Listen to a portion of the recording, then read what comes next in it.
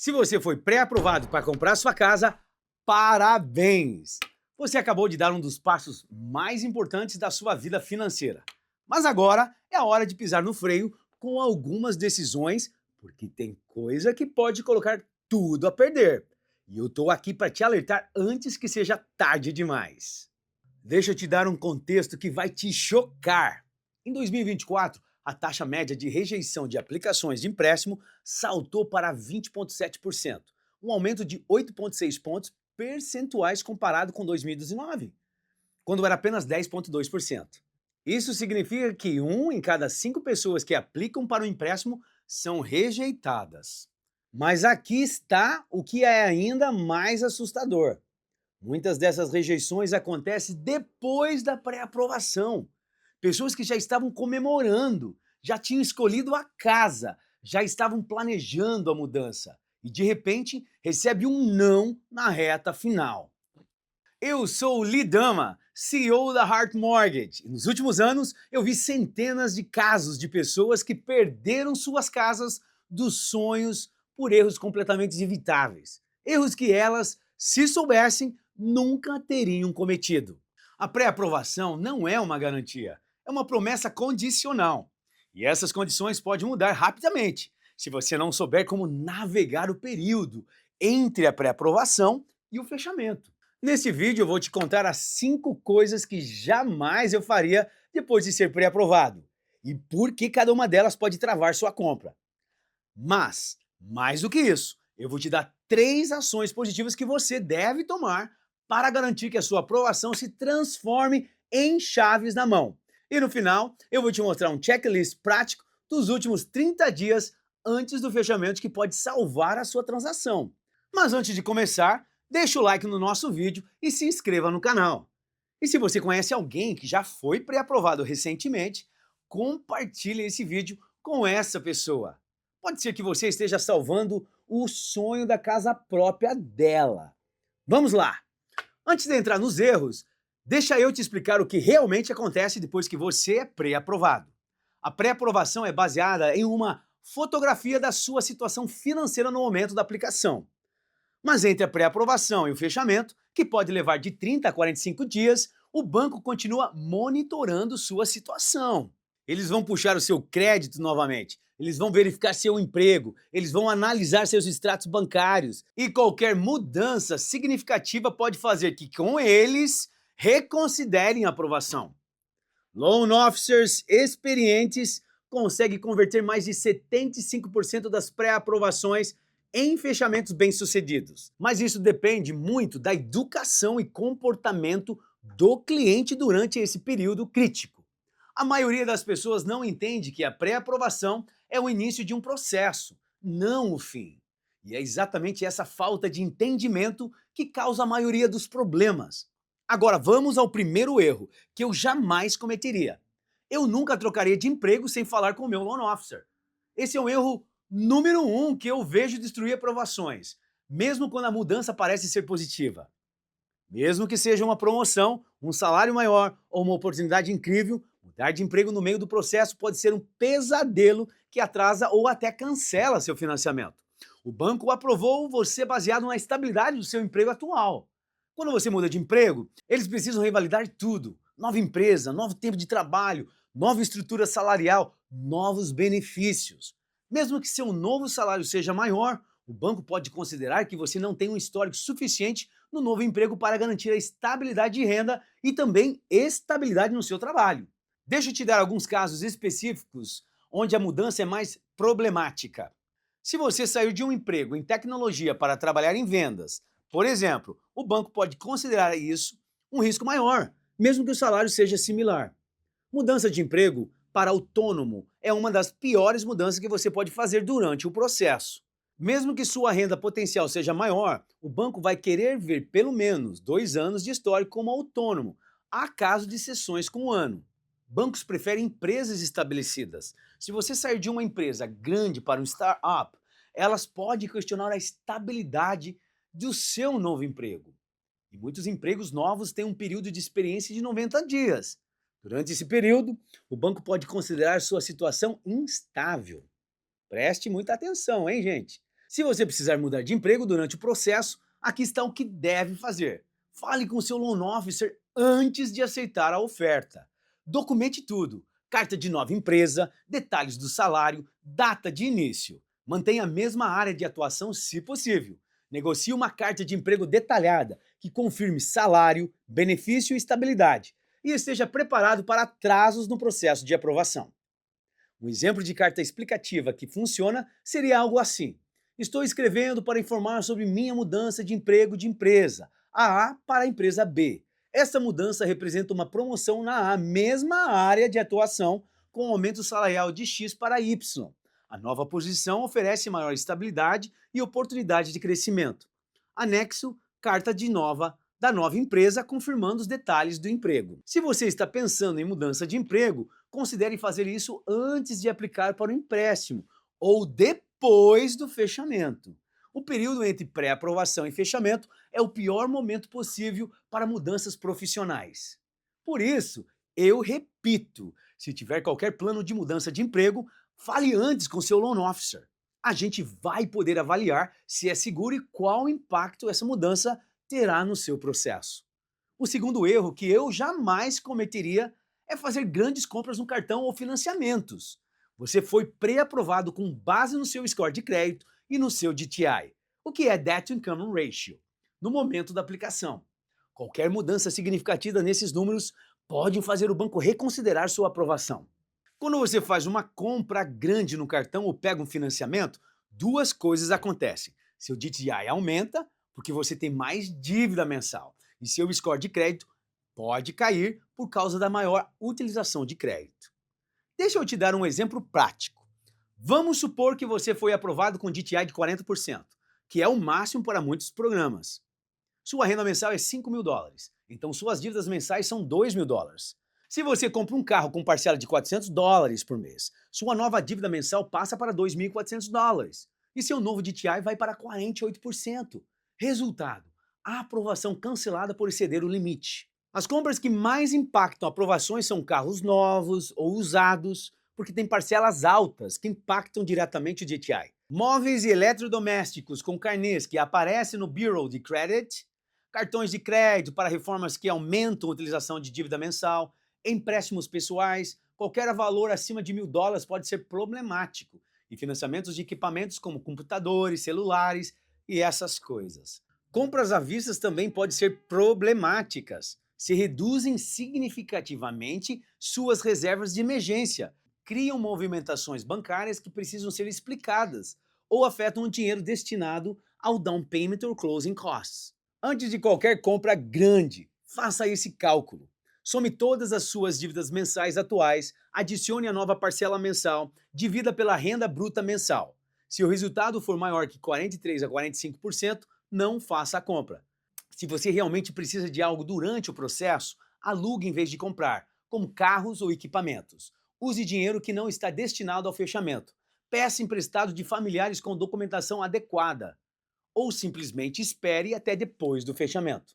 Deixa eu te contar um exemplo real de como isso pode dar errado. Um cliente foi pré-aprovado para $300.000. 2 semanas antes do fechamento, comprou móveis para a casa nova no cartão, $8.000. A parcela mínima do cartão subiu $200 por mês.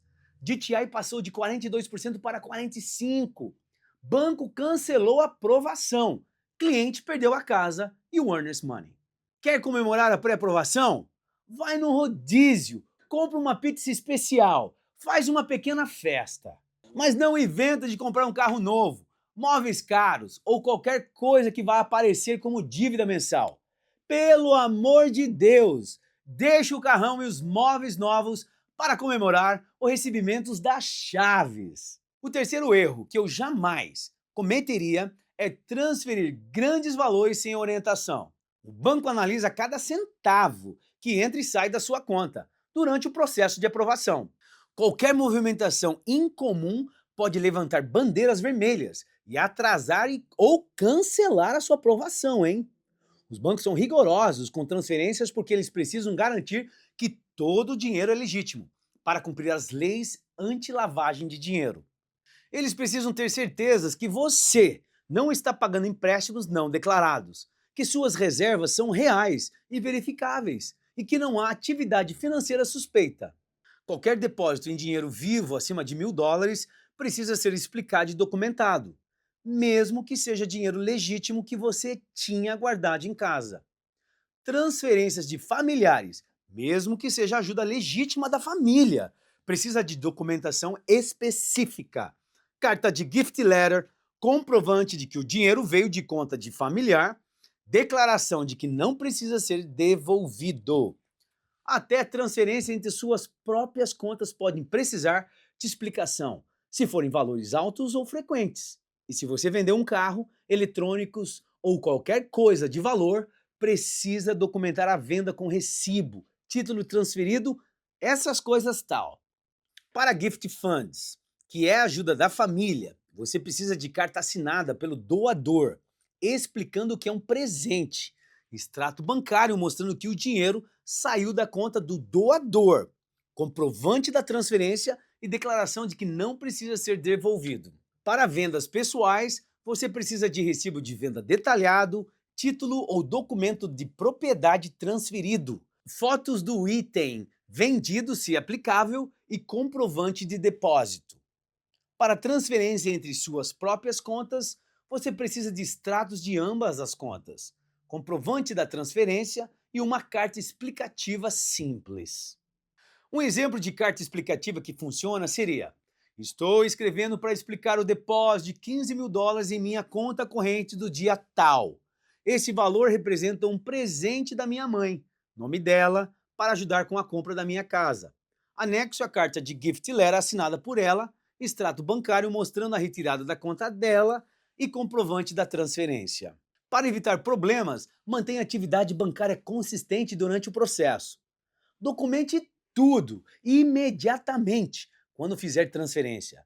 Evite depósitos em dinheiro vivo sempre que possível.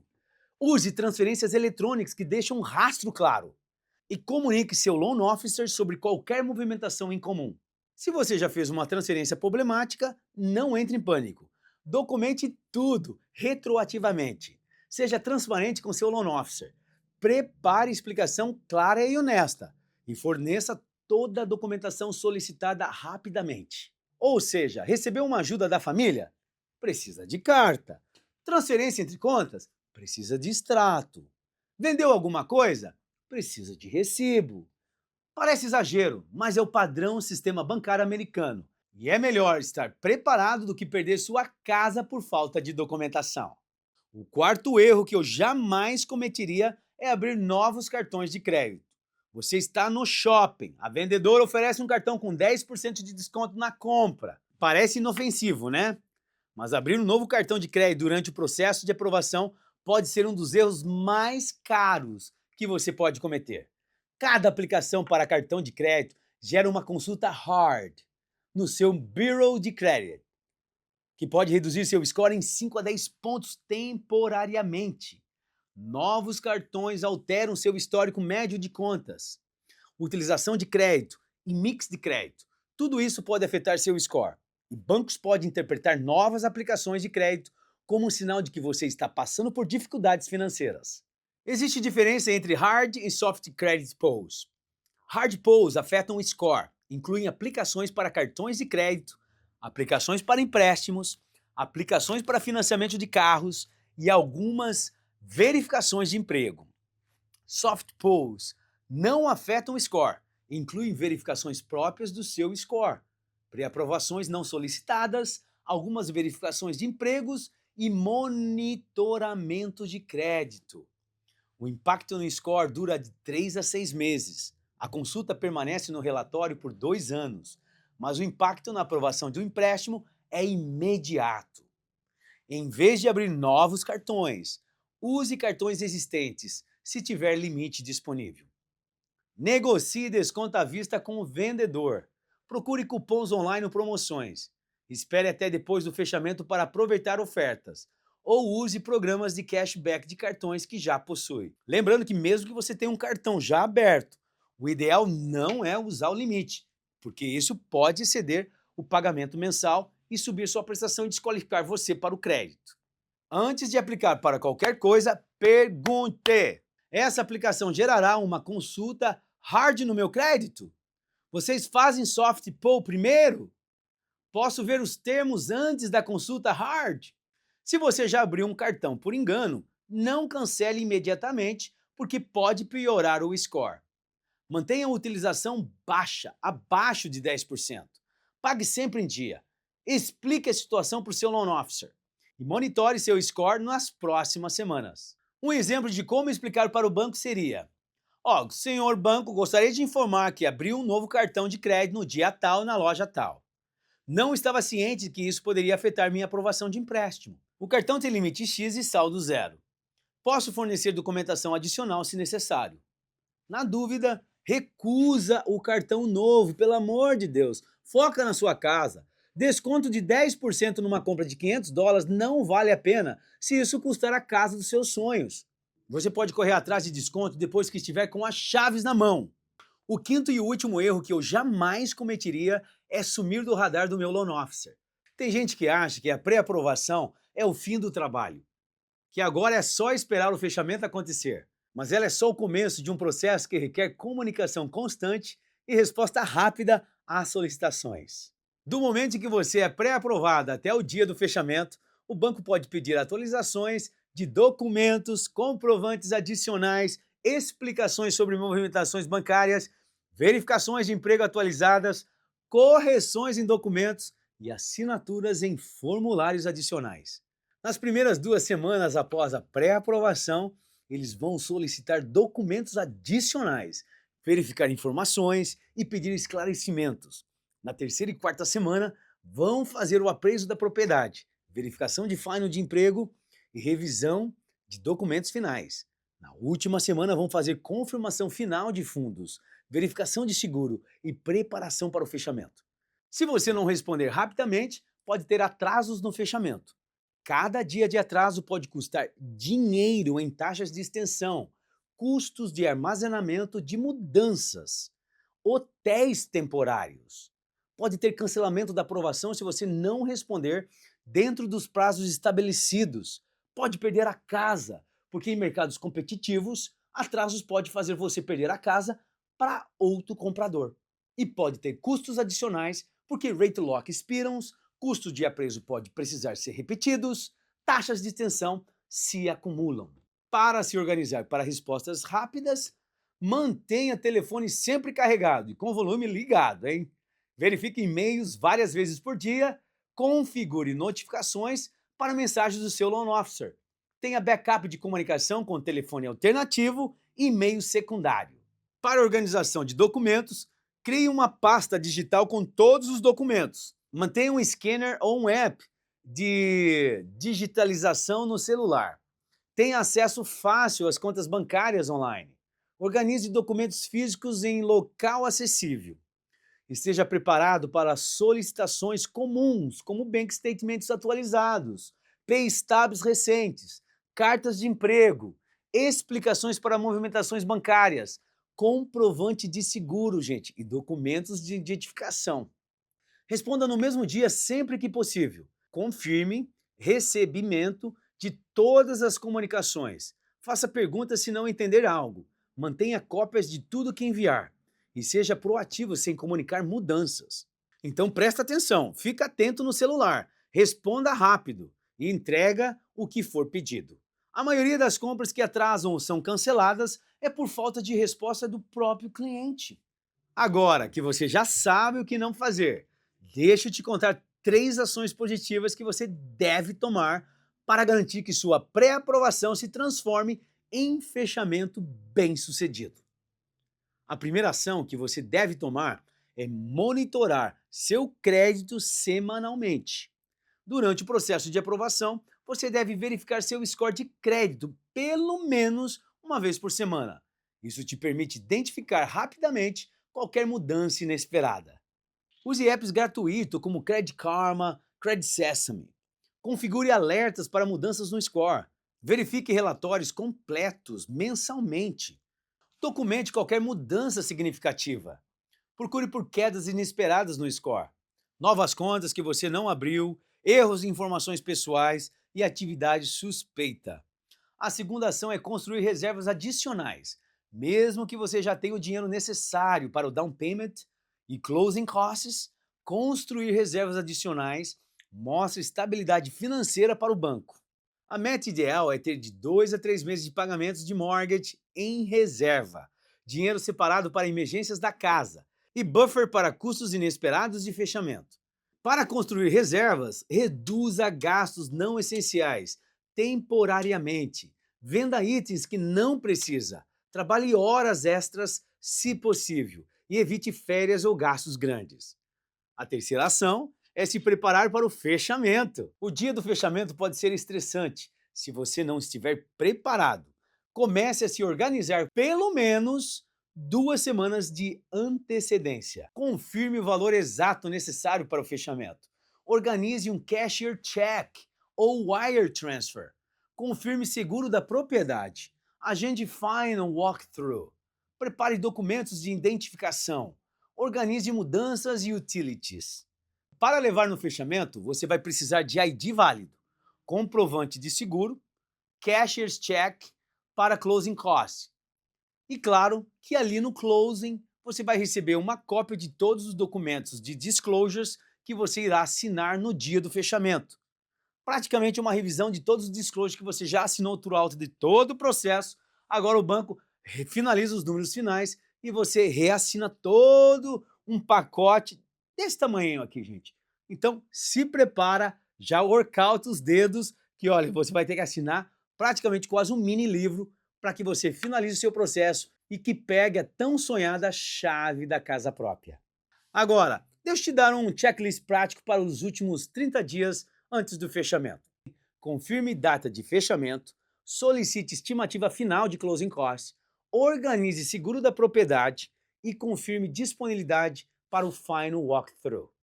Gente, olha, dia do fechamento, preste muita atenção. Primeira coisa, ligue para o seu loan officer, certifique o horário do fechamento. Preste atenção nos números finais. Tudo certo? Validado pelo attorney, pelo title company? Qual é o valor do cheque que você tem que trazer para o fechamento ou o wire que você tem que submeter? Então, essa situação é essencial para que você não passe pelo estresse na hora do fechamento. Lembrando que certifique com o seu loan officer, o title company já tem todos os closing docs do banco. Muitas vezes você está lá sentado e ainda eles não têm os documentos finais vindo do banco. Certifique que tudo está certo, os documentos do banco chegou na mão do title, está lá na mão do advogado, e daí dali você certifica o horário e mete bala, vai para o title company, para o attorney, para que você possa fechar, assinar os documentos finais e celebrar e pegar a chave da casa. É isso. A pré-aprovação é um passo enorme, mas é só o começo de uma jornada que requer disciplina, organização e comunicação constante. Evitar esses 5 erros pode te salvar de perder tempo, dinheiro, até a casa dos seus sonhos.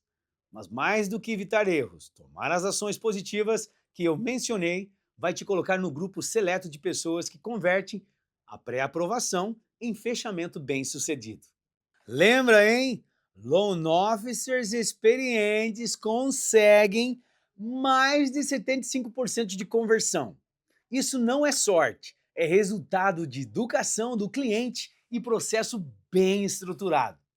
Se você está nesse processo ou pensando em começar, clica no link da descrição e fala com o nosso time. A gente vai te orientar com clareza e acompanhar de perto cada etapa, garantindo que você não cometa nenhum desses erros e que sua aprovação se transforme em chaves na mão. Aqui na Heart a gente não só aprova, a gente educa, porque nossa missão não é só te ajudar a comprar uma casa, mas te ensinar a construir riqueza através do mercado imobiliário.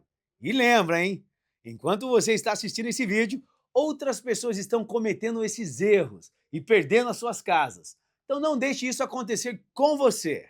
Se você achou esse vídeo útil e gostou, por favor, curte e compartilhe com amigos que sonham em ter a sua casa própria nos Estados Unidos. No próximo vídeo, eu vou te mostrar como usar sua primeira casa para construir um império imobiliário. Estratégias que só os investidores experientes conhecem. Não perca! Um beijo do Lee e até lá!